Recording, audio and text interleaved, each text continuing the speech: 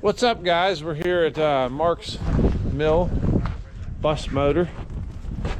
I got a hold of some aspen logs at work. They were nice enough, the guys, we worked something out with the mill and cut for, they gave me a couple. I got 3 of them. We got one more over there, right about there. This number, it's 60, not 09. It's the board footage. So this is a 8-foot log, and then this is my tree scale stick. So that side is for scaling the tree while it's standing. This side is a log scale stick. It has your 8, 10, 12, 14, 16, and you can get 18-foot logs on that end.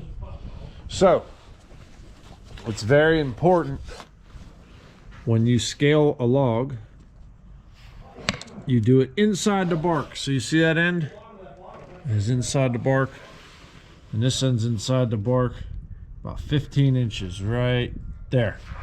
So a 15-inch log at 8-foot long is 60 board feet.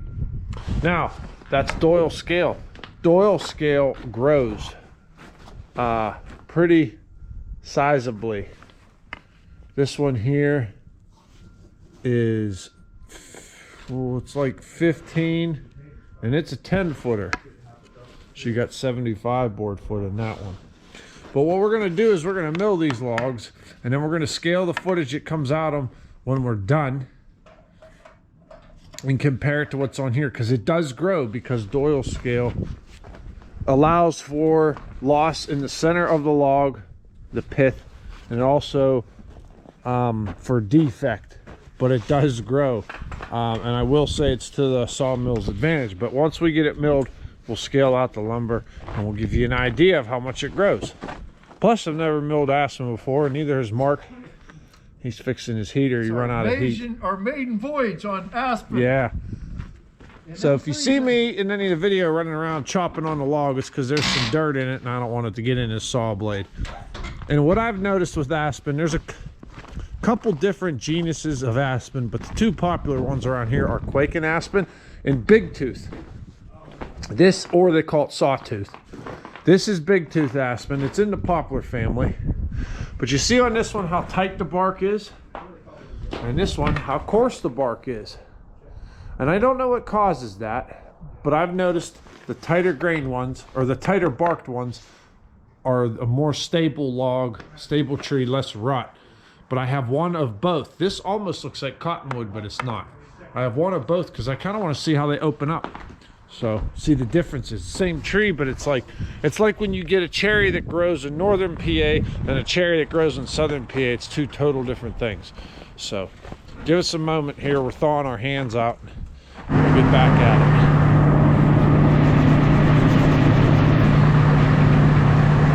We're gonna put you on this last block right here, so you can see it going in and out the entire time.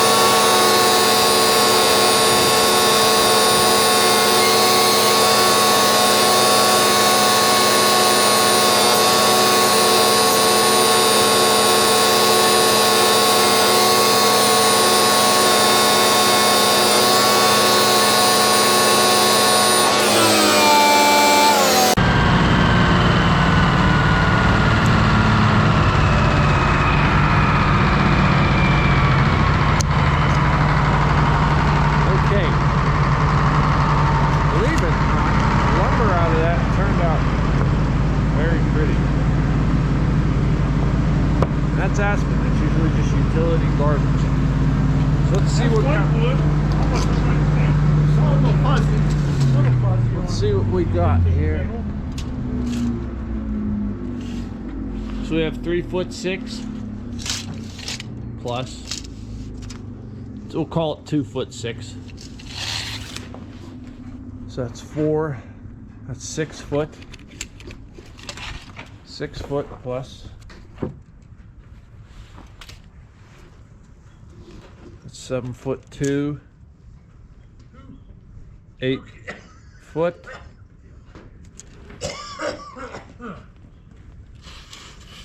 We'll call it 8'6". I mean, it's more like 8'9". And then we have this 4x4. It's a little over 4 inches, but we'll call it a 4x4. And now that'll give you, oh geez, I gotta think about this. It's like having a board that is, if you slice that into 1 inchers, that would be like a 16-inch wide board, 8 foot long. So let's go with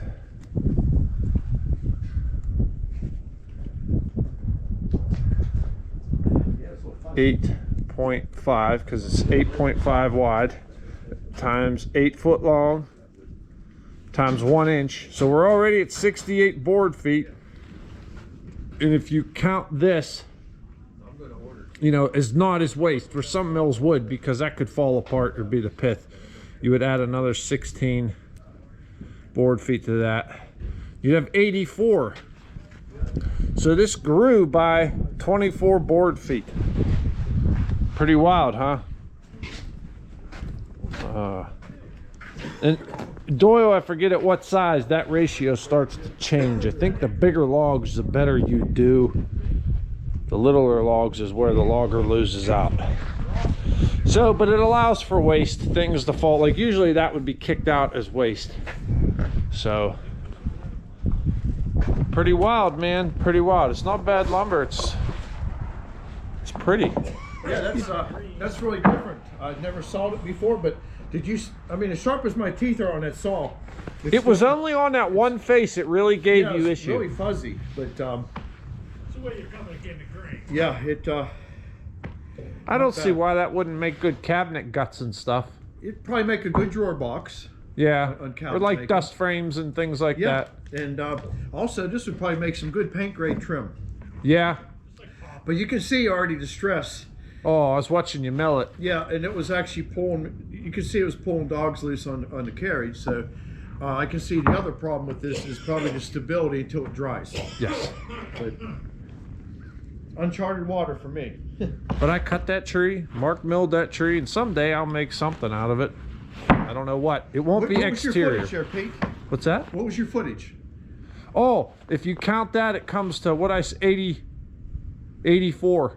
84. You had it marked. And at 60. scaled on the log at 60. So if you don't count that, And all the people out there that hate circle mills, I don't see how you could hate with the accuracy and the speed.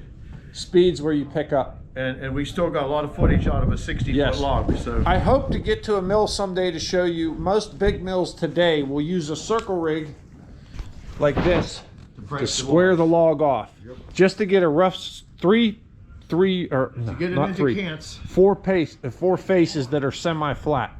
You know, they might have wane and stuff on them, and then that log goes through a band, you know, like a resaw for a bandsaw. yeah, I toured that one mill up in Doyle, Pennsylvania. Yeah. They were cutting 125,000 feet in a shift. One shift, 125,000 feet. 14-inch wide double cut band and big resaws. Yep. So The nice thing about these, circle mill will take more abuse, oh yeah. like dirt and stuff Yeah. coming off. A band mill doesn't like that, No, they don't. and they're a lot more expensive. We're going to change the teeth out on this saw. They've been in there for 2 years. Wow. So there you go. Alrighty, folks. Hope you enjoy. Hopefully I get back to cutting soon here.